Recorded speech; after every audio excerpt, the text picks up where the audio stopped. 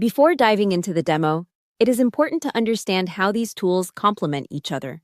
Cursor helps generate API requests, scripts, and test cases using AI. And Requestly provides a structured environment to send requests, inspect responses, and debug issues. Together, they create a fast and reliable API testing workflow. So let's dive into it. Open Cursor and describe the API requirement.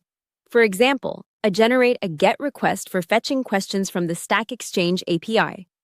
Cursor can generate endpoint URL, query parameters, sample headers, and example response structure.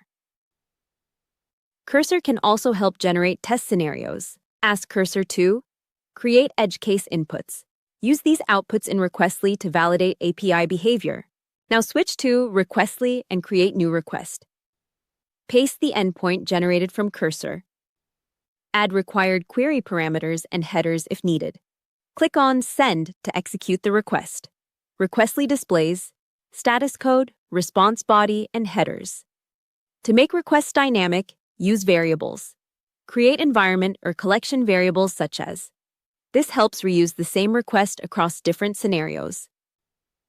If an API fails or returns unexpected results, use Cursor to analyze the error and suggest fixes. Cursor will provide solutions to fix the errors. Based on solution use, Requestly to resend modified requests instantly. This loop helps identify issues quickly and improves productivity. And that's it.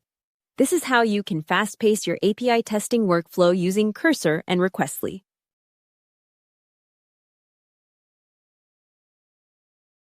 Check out our platform at the link below to level up your API game.